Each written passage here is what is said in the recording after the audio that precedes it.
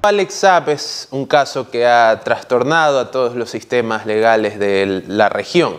El empresario colombo-venezolano es objeto de una investigación transregional en la que se lo vincula a tramas de lavado de activos tanto en Venezuela como en Colombia y también en Ecuador. Para hablar un poco al respecto, sobre todo en la investigación que está llevando la Asamblea, hemos invitado a Pedro Velasco, asambleísta de Avanza, a quien saludamos. Buenos días, Pedro.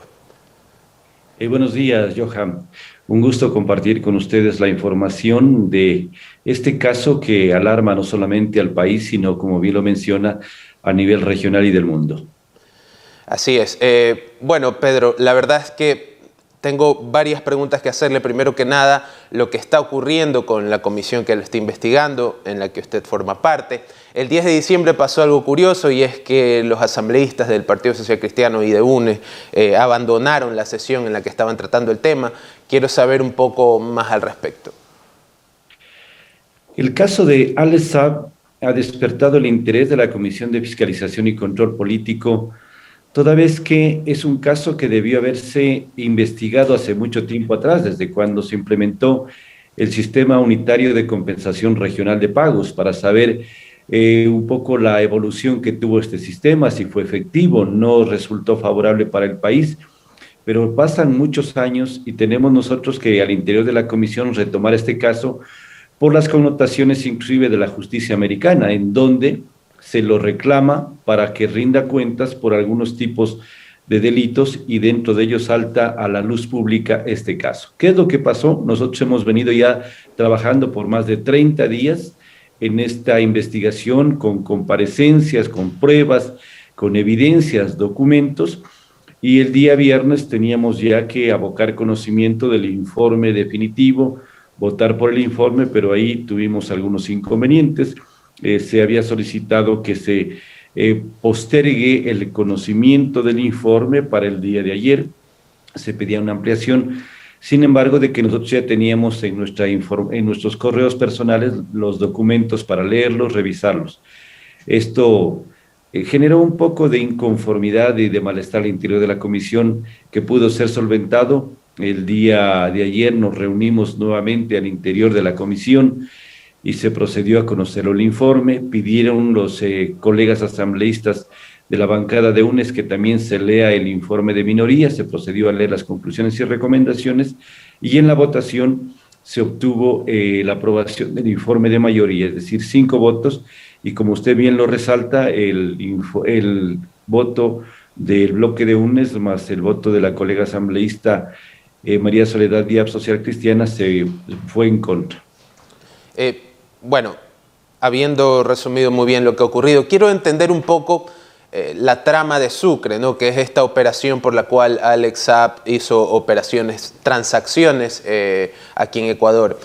¿Qué entienden por lo que ha ocurrido? ¿Cómo comprenden este sistema? ¿Cuál es el punto débil que permitió que Alex Saab o sus colegas tengan operaciones aquí en Ecuador? ¿Cómo funciona esta trama? Partimos de que el Sucre es un acuerdo firmado con los países de la Alianza Bolivariana, en las que estaban involucrados Venezuela, estaba lo mismo Cuba, Nicaragua, Bolivia, y se aspiraba de que era un sistema para facilitar el comercio exterior, es decir, exportaciones, importaciones a los diferentes países del ALBA. Se lo utilizaban a los bancos centrales de cada país para que en los bancos centrales se consignen los recursos económicos y luego vayan a los bancos donde se tramiten las exportaciones e importaciones. Pero ¿qué es lo que ocurre? Que este sistema, si bien pudo haber tenido un objeto lícito, un fin lícito, fue utilizado dolosamente para realizar falsas exportaciones. Para citarles solamente un caso, el Ecuador tenía que exportar materiales de construcción a Venezuela, casas prefabricadas. Nosotros no tenemos esa experiencia aquí en el país. Nosotros no tenemos toda la disponibilidad de materiales porque era un plan ambicioso de más de 5.500 viviendas que se iban a construir en Venezuela. Y ahí nomás se encuentra ya la duda, el por qué se utiliza el Ecuador para que sea el que genere este tipo de exportaciones a Venezuela. Hay una razón explicable porque nosotros tenemos una moneda dura que es el dólar versus el bolívar venezolano. Y mientras se hacían este tipo de negociaciones, se fue evidenciando en el transcurso de la investigación que fueron exportaciones ficticias. No llegó desde el Ecuador a Venezuela lo que se anunciaba de exportaciones. En algunos casos se envió supuestamente para justificar peso de los contenedores chatarra que no tenía ninguna utilidad. Y luego salieron los recursos económicos de Venezuela, se depositaban y luego en los bancos que fueron utilizados para este tipo de actividades, entre comillas, legales de comercio, permitían a última hora que los recursos se vayan hacia el extranjero a paraísos fiscales. Ese fue un sistema que lo utilizaron. ¿Por qué no lo utilizaron con los otros países con la misma intensidad que se lo hizo con Ecuador? ¿Por qué no se negociaba a ver Venezuela con Cuba, con Nicaragua o con Bolivia? Porque nuestra moneda es la que tenía más respaldo, más circulación. Para que tengamos una idea, casi el 99% de estas negociaciones comerciales de exportaciones se hizo entre Venezuela y Ecuador, el 99%. Yo creo que no nos queda dudas de cuál era la intención de fondo para este tipo de facilitar supuestamente el comercio a través de este sistema unitario de compensación de pagos. Y esto ocurre desde 2011, si tengo entendido bien. Ahora, ¿cuál es el vínculo? Es decir, Alex Saab no llega directamente a Ecuador a negociar por sí solo, debe tener un vínculo que le permita hacer ese tipo de transacciones. ¿Tienen nombres en la investigación? ¿Ya han llegado, digamos, a algún punto donde se pueda entender el enlace de Alex Saab con otros personajes o con bancos nacionales? Se crean empresas, yo diría, de papel. Foglocons, Fondo Global de Construcciones Venezuela, Foglocons Made in Colombia y Foglocons en Ecuador también se constituyen estas empresas supuestamente para facilitar este tipo de negociaciones comerciales, de exportaciones, con sus representantes en cada uno de los países. Aquí existen el mismo representante, el mismo señor Alex Saab, es el representante, el dueño de la empresa, en alianza en Colombia con el señor Álvaro Pulido, también con antecedentes judiciales en su país, con procesos penales, y de acá a la utilización de varias empresas, algunas pueden haber sido legales, otras no, en las que se comprometieron a enviar, por ejemplo, por ahí se hablaba de Electrocables, que iba a enviar cables a Venezuela. Entonces habrá que verificar cuántos cables se enviaron, si es que se llegó a concretar estas negociaciones, cuántos recursos recibieron. Esos recursos fueron utilizados en legal forma, se pagaron los tributos para efectos de las exportaciones. Aquí hay muchas personas involucradas, desde una falta de control de la Superintendencia de Bancos, la Superintendencia de Compañías, Banco Central, Servicios de Rentas Internas, quien estaba de responsables de la CAE en ese entonces, la Corporación Aduanera Ecuatoriana, hoy la SENAE. Hay muchas personas para que tengan que responder y por eso en el informe se está pidiendo que se investigue por parte de la Fiscalía a quienes tuvieron en ese tiempo un rol protagónico en este sistema de compensación de pagos.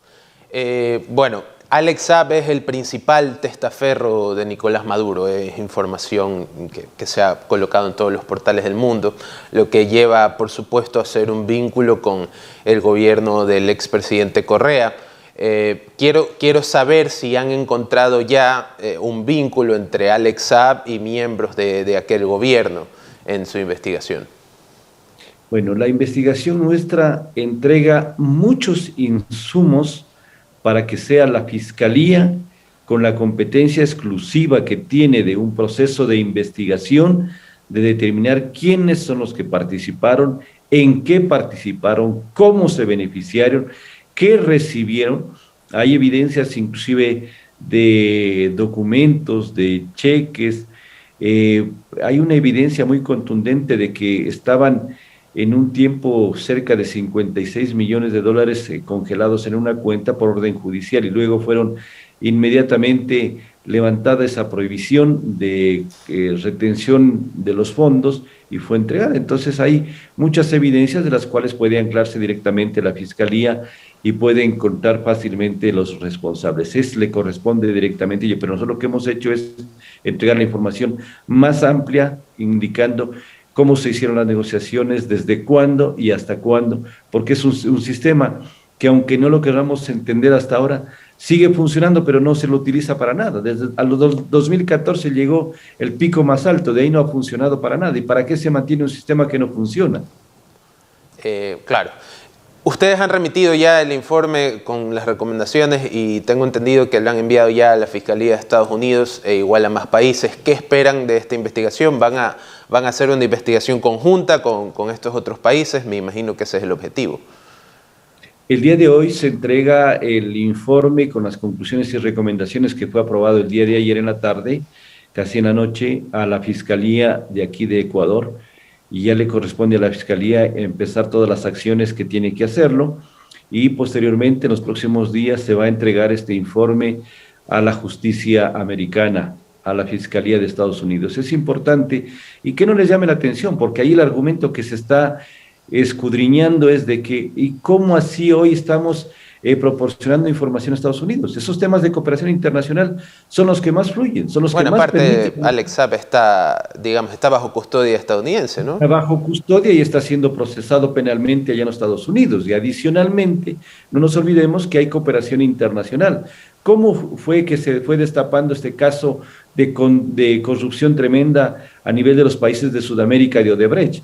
A través de la cooperación internacional. Entonces nosotros no tenemos por qué alarmarnos y más bien en buena hora que hayan este tipo de cooperaciones para que se acabe de una vez por todas estos actos de corrupción que tanto daño han hecho al país y que han permitido diezmar recursos económicos importantísimos en cantidades muy importantes, porque solamente de este sistema unitario de compensación regional de pagos se habla de que las negociaciones fueron por un monto aproximado de 2.600 millones de dólares, solamente en este caso que estamos terminando de investigar.